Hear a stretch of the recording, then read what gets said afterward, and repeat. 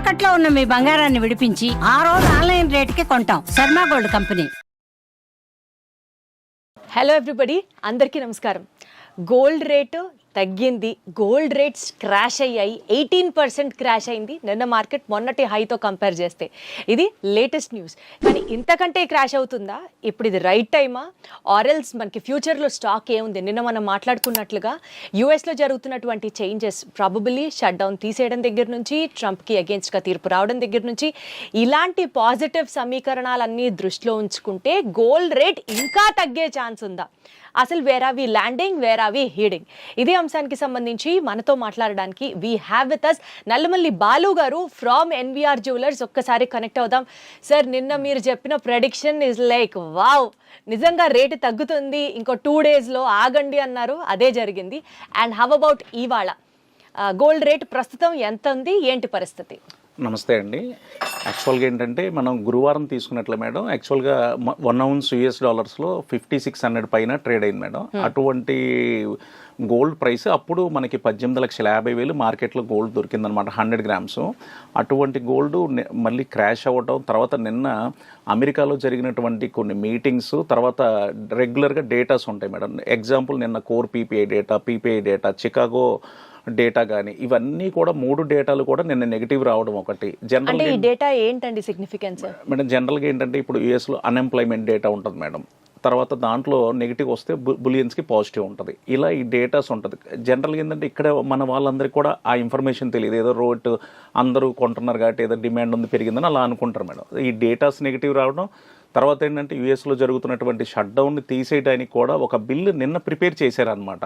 ఆ న్యూస్ ఒకటి కూడా మార్కెట్ మీద పడడం, ఇవన్నీ కూడా ఏంటంటే మార్కెట్ క్రాష్ అవ్వడానికి బాగా సపోర్ట్ చేసినాయి మేడం. యాక్చువల్గా ఏంటంటే ఫ్రైడే మార్కెట్ ఎప్పుడు కూడా 10 శుక్రవారాల్లో 9 శుక్రవారాలు పెరగడానికి ట్రై చేస్తుంది అనమాట, వీక్ క్లోజింగ్ కాబట్టి. కానీ నిన్న ఉన్నటువంటి ప్రెజర్, అందరూ కూడా సెల్లింగ్ సైడ్ ఉండటం, ఆ ప్రెజర్ అనేది మనకి గురువారంతో కంపేర్ చేస్తే నియర్లీ 18% గోల్డ్ క్రాష్ అయిపోయింది మేడం మార్కెట్. అది 18,50,000 పైన ట్రేడ్ అయినటువంటి గోల్డ్ రేటు నిన్న నియర్లీ 15 లక్షలకి రీచ్ అయింది మేడం. అది 15 లక్షలకి రీచ్ అయ్యి మళ్ళీ నైట్ 15,75,000కి వెళ్ళింది.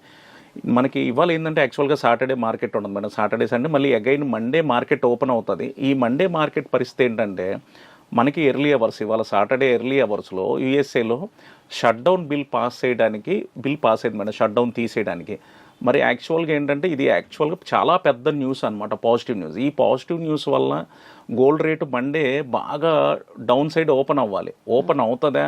బట్ ఈరోజు రేపట్లో ఇంకొక బ్యాడ్ న్యూస్ ఏంటంటే ఇరాన్ తోటి ట్రంప్ మనం యుద్ధం చేయాలి, దాని గురించి చర్చిద్దాం అని చెప్పి చర్చలు చేద్దాం అనేది ఒక న్యూస్ వదిలేరు మళ్ళీ. ఈ న్యూస్ రావడం ఏంటంటే ఇది మార్కెట్కి ఒక నెగిటివ్ న్యూస్ అనమాట. సపోజ్ ఇవాళ రేపట్లో ఏదైనా యుద్ధం గురించి ఒక న్యూస్ కానీ ఒక నెగిటివ్ న్యూస్ వస్తే ఈ తగ్గేది మళ్ళీ కవర్ అయిపోయిద్దేమోననేది ఒక బిగ్ క్వశ్చన్ అనమాట. సో అది దానికోసం ఇవాళ రేపు చూడాలి. నిజంగా కనుక ఆ న్యూస్ యుద్ధం గురించి ఏమీ లేకపోతే మటుకు బంగారం కొనుగోలు చేసే వాళ్ళకి సోమవారం కూడా ఒక మంచి పండగనే చెప్పాలి, ఒక మంచి ప్రైస్ కూడా ఎక్స్పెక్ట్ చేయొచ్చు అని చెప్తున్నాను మేడం. అది అంటే బేసికల్గా అండి, ఇప్పుడు మండే వరకు వెయిట్ చేయడం, మళ్ళీ ఆ న్యూస్ స్పెక్యులేషన్ ఉండడం పక్కన పెడితే ఇవాళ కూడా కొనేచ్చుగా ఎటు మార్కెట్స్ క్లోజ్, ఆల్రెడీ క్రాష్ అయిన రేటే ఉంది.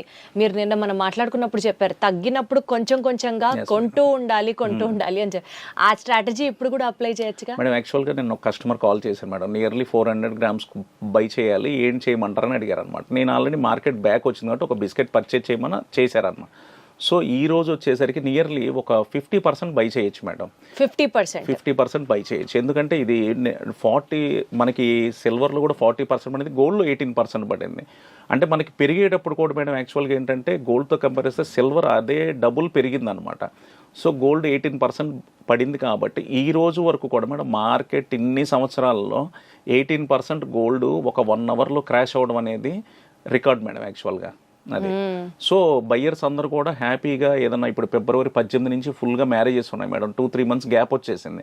ఈ మ్యారేజెస్కి ఇన్వెస్ట్ చేసే వాళ్ళు, కొనుక్కోవడానికి, వాళ్ళు ఆభరణాలు తీసుకోవడానికి కూడా ప్రజెంట్ ఉన్న రేట్ అయితే చాలా బెస్ట్ రేట్ అనేది చెప్తాను మేడం, సజెస్ట్ చేస్తాను.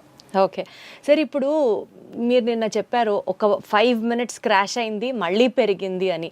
అంత మైన్యూట్ చేంజెస్ కూడా మనం ఫాలో అవుతూ ఆ మినిట్లో ఇన్వెస్ట్ చేయడాలు, అంటే అందరికీ తెలియకపోవచ్చు కదండి, ఇప్పుడు మీరు ఈ ఫీల్డ్ లో ఉన్నారు కాబట్టి మీకు ఎక్కువ నాలెడ్జ్ ఉంటుంది దాని మీద.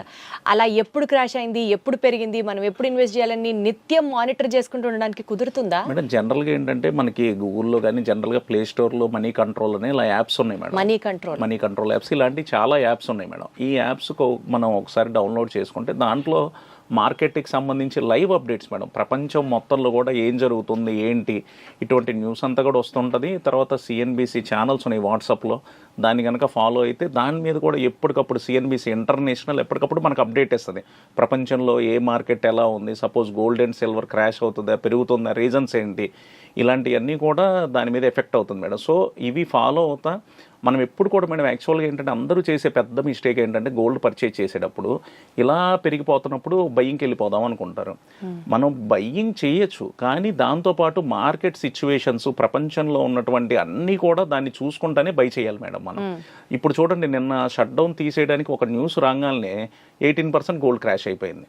సో ఇటువంటి మనం అటు అండ్ మీరు సుప్రీం కోర్టులో ట్రంప్ కి అగేన్స్ట్ గా వచ్చిన తీర్పు దానికి రిలేటెడ్ గా ఎప్పుడు తెలుస్తుందండి మనకి? అది మళ్ళీ నెక్స్ట్ వాయిదా ఉంది మేడం, ఆ వాయిదాలో తెలుస్తుంది రియల్ గా మనకి. ఆ వాయిదా కూడా ఏదన్నా ట్రంప్ కి అగెనిస్ట్ గా కనుక వచ్చి ఇది కరెక్ట్ కాదు అంటే ఇంకా తగ్గడానికి కూడా ఆ డే ఉన్న రేట్ మీద అయితే 100% డౌన్ వస్తుంది మేడం మళ్ళీ.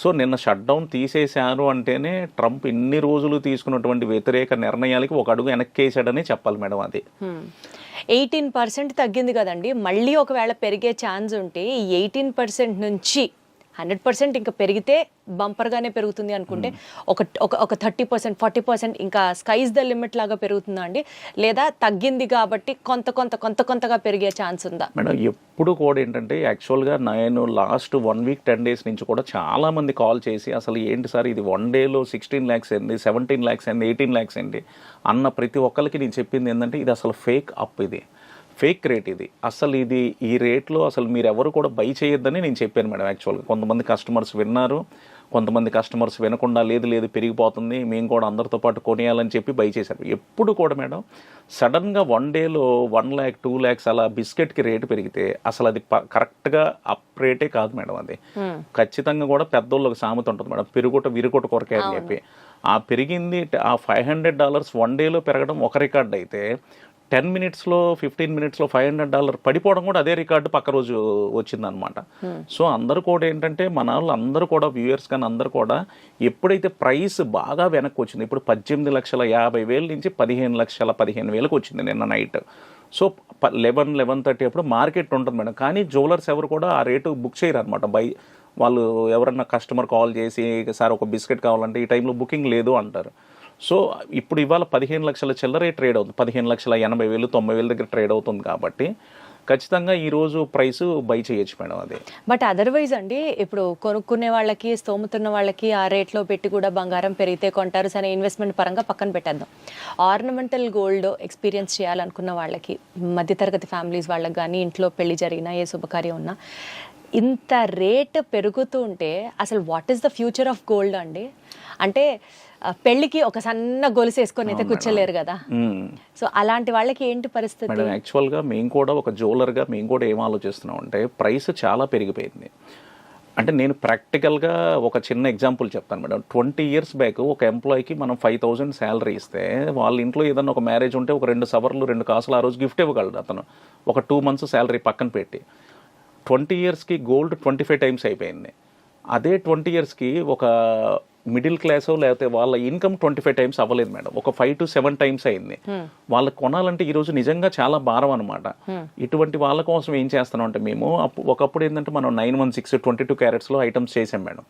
ఈ రోజు మనం దాన్ని 14 carat 18 caratలో మనం చేసి, అంటే వాళ్ళకి ఏంటంటే ఐటమ్ కనపడాలి.